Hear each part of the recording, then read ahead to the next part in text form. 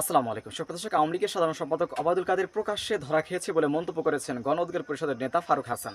সুপ্রদর্শক, আমরা তার মুখ থেকে বিস্তারিত জেনে আসবো। আওয়ামী লীগের সাধারণ সম্পাদক ওবায়দুল কাদের এবার প্রকাশ্যে কট খেলেন বা ধরা খেলেন। আজকে তিনি যখন প্রেস কনফারেন্সে বক্তব্য দিচ্ছিলেন, মনের কষ্টে সহ্য করতে না পেরে মিস্টার ওবায়দুল কাদের আজকে এক পর্যায়ে বলে ফেলেছেন, মিডিয়ার সামনে বলে ফেলেছেন যে মিস্টার ডোনাল্ড লু দিবালোকে দিনের বেলায় বাংলাদেশে আসলেন। আমরা মনে করেছিলাম তিনি আমাদের সাথে সম্পর্ক উন্নয়নের জন্য এসেছেন, তিনি আওয়ামী লীগের সাথে সম্পর্ক উন্নয়নের জন্য এসেছিলেন, কিন্তু না, আমাদের ধারণা পাল্টে দিয়ে ডোনাল্ড লু নিশি রাতে স্যাংশন দিয়ে দিলেন। ঠিক এভাবেই মিস্টার কাদের আজকে মনের কষ্টে মনের দুঃখে আমেরিকার ওই প্রভাবশালী কূটনীতিক ডোনাল্ড লুর বিরুদ্ধে বক্তব্য দিচ্ছিলেন। তা আমি ওনার এই বক্তব্য পুরোটা মনোযোগ সহকারে শুনলাম। সবগুলো television channel media live telecast করছে মিস্টার ওবায়দুল কাদেরের সেই প্রেস কনফারেন্স। আর প্রেস কনফারেন্সে মিস্টার কাদের কাঁদো কাঁদো কণ্ঠে, এক প্রকারের কান্নাজনিত কণ্ঠে তিনি বলছেন যে আমেরিকা আমাদের সাথে সম্পর্ক উন্নয়ন করবে এরকম একটি ধারণা আমাদের ছিল, এরকম একটি স্বপ্ন আশা আমাদের ছিল। এরকম স্বপ্ন নিয়ে আশা নিয়ে আমরা আমেরিকান সেই প্রভাবশালী কূটনীতিককে আমরা বলেছি, এবার আপনারা অন্য কারোর সাথে মিটিং করতে পারবেন না, শুধুমাত্র আওয়ামী লীগের সাথে মিটিং করবেন। হয়েছেও তাই। ডোনাল্ড লু এসেছেন, বিরোধী কোনো দলের সাথে মিটিং করেন নাই, বসেন নাই, মিটিং করেছেন শুধুমাত্র আওয়ামী লীগ এবং সরকারের বিভিন্ন দায়িত্ব পদস্থ কর্মকর্তাদের সাথে। এটি নিয়ে শুরুতে আওয়ামী লীগের ভিতরে আনন্দের হিল্লোল, আনন্দের বন্যা বয়ে গেছে। আর ওবায়দুল কাদেররা তো দিন রাত মিডিয়াতে গরম গরম বক্তব্য দিচ্ছেন, আমেরিকা আমাদের সাথে ভালো সম্পর্ক করার জন্য আসছে, সম্পর্ক উন্নয়নের জন্য আসছে, আমেরিকা দেখেছে যে আওয়ামী লীগ ছাড়া বাংলাদেশে গতি নেই, ইত্যাদি ইত্যাদি। সেদিনই আমি বলেছিলাম যে ডোনাল্ড লু কেন এসেছে এটা কয়েকদিনের মধ্যেই টের পাবেন, কয়েকদিন গেলেই টের পাবেন যে কি বার্তা, কি মেসেজ। এটাকে আসলে বার্তা বলা যায় না, এটা ডোজ বলা হয়। যেমন রুগীর অবস্থা যখন খুব ক্রিটিক্যাল হয়ে যায় তখন আপনি নর্মাল ডোজ দিলে ওষুধের কাজ করে না। তো আওয়ামী লীগের অবস্থা আজকে এতটাই ক্রিটিক্যাল, মানে ক্রিটিক্যাল আমি ওই অর্থে বলছি না, মানে ভয়ঙ্কর অবস্থা বোঝাচ্ছি। ওই ভয়ঙ্কর অর্থে এতটাই ক্রিটিক্যাল যে যেন তেন ওই নাপা প্যারাসিটামল দিয়ে আর কাজ হচ্ছে না। এখন আওয়ামী লীগের জন্য দরকার high voltage medicine, high voltage ওষুধ। আর সেই হাই ভোল্টেজ ওষুধ অলরেডি তারা দেওয়া শুরু করেছে। এক ডোজ খেয়েই আওয়ামী লীগ এখন কোপতাকাত, এক ডোজ খেয়ে আওয়ামী লীগের 12টা বেজে গেছে। মানে তারা টিকতে পারছে না, এখন দিনকে রাত, রাতকে দিন দেখছে। ওবায়দুল কাদের আজকে সারাদিন সূর্যের আলো দেখতে পান নাই, অন্ধকার দেখতে পাচ্ছেন, চোখ তুলে যেদিকে তাকাচ্ছেন শুধু অন্ধকার। কেন? তারা কোনোদিন চিন্তাও করে নাই যে ডোনাল্ড লু যাওয়ার পরপরই, তার পরপরই এরকম একজন প্রভাবশালী ব্যক্তির উপরে স্যাংশন দেবে, নিষেধাজ্ঞা দেবে। চিন্তার বাইরে ছিল তারা। কিন্তু তারা মিডিয়াতে কি বলেছে, জনগণের সামনে কি বলেছে, যে আমেরিকা আমাদের সাথে সম্পর্ক উন্নয়নের জন্য এসেছে, তারা আমাদের সাথে সম্পর্ক উন্নয়ন করতে চায়, কাজ করতে চায়, ইত্যাদি ইত্যাদি। আমরাও বলেছি যে ভাই কাদের সাহেব, ওয়েট করেন, অপেক্ষা করেন, দেখতে থাকেন কি ঘটে, কি হয়। আজকে কিন্তু ওবায়দুল কাদেরের টনক নড়েছে এবং সে আজকে কিন্তু হাউমাউ করে কান্নাকাটি শুরু করেছে। ওবায়দুল কাদেরের সেই কান্না এখন আর কোনো কাজে আসছে না, আসবেও না। শুধু তাই নয়, বাংলাদেশের জন্য এটি অত্যন্ত অ্যালার্মিং, বিপজ্জনক। আমি মনে করি, আমরা মনে করি, এদেশের 20 কোটি জনগণ মনে করি।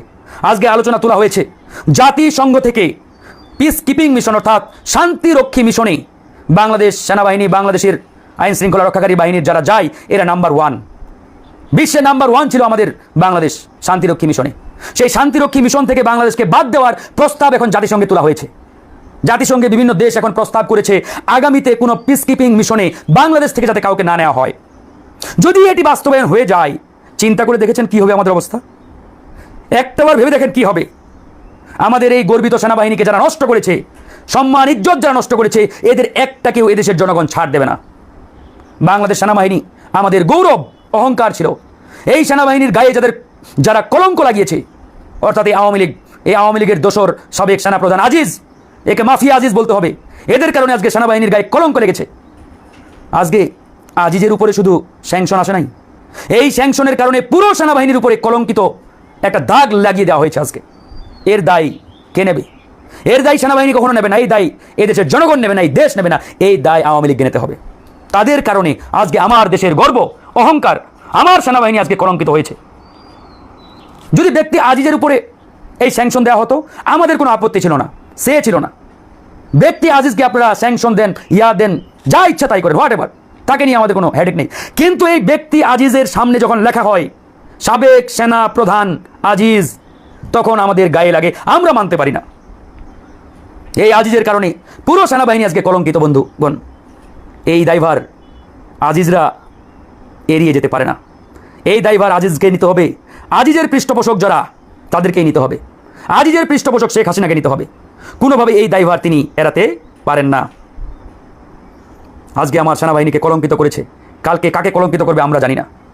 একের পর এক স্যাংশন আসতেছে। এর আগে আপনারা দেখেছেন র্যাবের উপরে স্যাংশন দেওয়া হয়েছে। এই বাহিনীগুলো জনগণের ভ্যাট ট্যাক্সের টাকায় পরিচালিত, আর আমাদের এই মাফিয়া কতিপয় আমলার কারণে আজকে এই বাহিনীগুলো রেড জোনে অন্তর্ভুক্ত হয়েছে। এটা একজন নাগরিক হিসাবে আমরা মানতে পারি না, কোনোভাবেই না। সেনাবাহিনী আওয়ামী লীগের নয়, সেনাবাহিনী কোনো ব্যক্তির নয়, এই সেনাবাহিনী বাংলাদেশের, আমার আপনার সকলের। আমাদের স্বাধীনতা সার্বভৌমত্বের অতন্ত্র প্রহরী হচ্ছে বাংলাদেশ সেনাবাহিনী।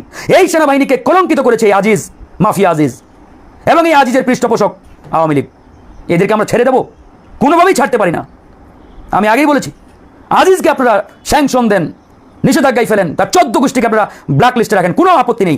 কিন্তু যখন এই আজিজের আগে লেখা হয় সেনাবাহিনীর সাবেক প্রধান জেনারেল আজিজ, তখন আমার পুরো সেনাবাহিনীর গায়ে কলঙ্কের দাগ লাগানো হয়। এটা আমরা মানতে পারি না, কোনোভাবেই মানতে পারি না। সবাইকে আওয়াজ তুলতে হবে, আর চুপ থাকার সুযোগ নেই। চুপটি মেরে বসে থাকবেন আর আমাদের এই বাহিনীগুলোকে তারা একের পর এক কলঙ্কিত করবে, এটা হতে পারে না বন্ধুগণ। প্রত্যেককেই প্রতিবাদ করতে হবে। আমার এই বক্তব্যটি যারা দেখছেন সকলের প্রতি উদাত্ত আহ্বান, আমার এই ভয়েসটি, লাইভটি, বার্তাটি শেয়ার করে হোক, ডাউনলোড করে হোক, যে যেভাবে পারেন ছড়িয়ে দিন। প্রত্যেকটা মানুষের মাঝে আমাদের এই বার্তা পৌঁছাতে হবে। আরেকজন আজকে আওয়ামী লীগের এমপি ভারতে ট্রিটমেন্ট নিতে গিয়েছিলেন, তারপরে নিখোঁজ হন। নিখোঁজ হওয়ার পরে তিনি ভারতে, আজকে দেখলাম গণমাধ্যমগুলোতে আসছে, তার ক্ষত বিক্ষত লাশ সেখানে উদ্ধার করা হয়েছে। কারা মারলো তাকে, কেন মারলো, তার রহস্য বের করতে হবে। কয়েকটি গণমাধ্যমে আসছে 200 কোটি প্রজেক্টের বিষয়ে আলোচনা। এই 200 কোটি টাকার কি প্রজেক্ট, এটি আমাদের জানতে হবে, জনগণের সামনে উন্মোচন করতে হবে। আমি কয়েকজনের সাথে কথা বললাম, তার এলাকা ঝিনাইদহ, সেই ঝিনাইদহে 4 আসন, সেই ঝিনাইদের মানুষ মিষ্টি বিতরণ করতেছে, সবাই আলহামদুলিল্লাহ পাঠ করছে, শুকরিয়া আদায় করছে। কেন? কারণ এই এমপি এতটাই জঘন্য ছিল, এলাকার নাকি ত্রাস ছিল, ত্রাস। তার নির্যাতনে এলাকার মানুষ নাকি ঘুমাতে পারতো না, শান্তিমতো যে ঘুমাবে এই ঘুমানোর সুযোগ ছিল না বন্ধুগণ। অসংখ্য মামলার আসামি, একসময় সে ইন্টারপোলের রেড জোনে ছিল, ইন্টারপোলের ওয়ারেন্টভুক্ত আসামি ছিল। আওয়ামী লীগ ক্ষমতায় আসার ফলে তার সেই ইন্টারপোল থেকে ওয়ারেন্ট প্রত্যাহার করা হয়েছে, ধোয়া তুলসী পাতা হয়ে গেছেন। অথচ সে ছিল আন্ডারওয়ার্ল্ডের একজন ব্যক্তি। আরেকটি ঘটনা আজকে আপনারা সোশ্যাল মিডিয়ায় দেখেছেন। সেই ঘটনাটি দেখা মানে যখন পড়ছিলাম আমি, আমার চোখ দিয়ে পানি পড়ছে ঝরঝর করে। আল্লাহু আকবার। আপনারা জানেন যে ঝিনাইদহের ক্ষুদে শিক্ষার্থী, অল্প বয়স্ক একটি ছেলে, সোহান নাম, এই সোহানকে গুম করা হয় সেই 2015-16 সালের দিকে। গুম করার পরে তার যে এলাকায় বাসা, যে গ্রামে বাসা, ওই গ্রামের কয়েক শত মানুষ এমপির কাছে এসে প্রাণ ভিক্ষা চেয়েছিল, তার মা সহ। এই এমপি আনারকে বলেছিল, আপনি শুধু সোহানকে ফেরত দেন, আমরা সারা জীবন আওয়ামী লীগ করবো, আপনার সাথে রাজনীতি করব। সেদিন এই এমপি আনার বলেছিল, তোদের মতো লোকদের আমার দরকার নেই, গালিগালাজ করে তাদেরকে তাড়িয়ে দিয়েছিল। তার 8 থেকে 10 দিন পরেই সেই শিক্ষার্থী সোহানের ক্ষত বিক্ষত লাশ উদ্ধার করা হয় পাশের এলাকা থেকে, চোখ পর্যন্ত উপরে ফেলা হয়েছিল বন্ধুগণ। ওখানকার কয়েকজনই ঘটনাটা বলেছে। এই ঘটনা দেখে কারো স্থির থাকার কথা নয়। ওখানকার লোকজনই বলছে এই ঘটনা এমপি আনার ঘটিয়েছে। চিন্তা করে দেখুন, চিন্তা করে দেখুন, আওয়ামী লীগাররা মানে মৃত্যুবরণ করলে মানুষ কেন আলহামদুলিল্লাহ পাঠ করে, একটাবার চিন্তা করেন। যেখানে ইন্না লিল্লাহ পাঠ করা উচিত, সেখানে আজকে আলহামদুলিল্লাহ পাঠ করছে। তো যাই হোক, আমরা সেদিকে যেতে চাচ্ছি না। আমি শুধু একটা কথাই আজকে লাইভের মাধ্যমে বলতে চাই যে ভারতের সাথে এই আওয়ামী লীগের এত বন্ধুত্বপূর্ণ সম্পর্ক থাকার পরেও একজন এমপি বাংলাদেশের রানিং ইন্ডিয়াতে গেলে নিখোঁজ হলেন। নিখোঁজ হওয়ার পরে, এতদিন চলে যাওয়ার পরেও তাকে উদ্ধার করতে পারলো না। তাহলে এটা কিসের বন্ধুত্ব আওয়ামী লীগের? আপনারাই বলেন।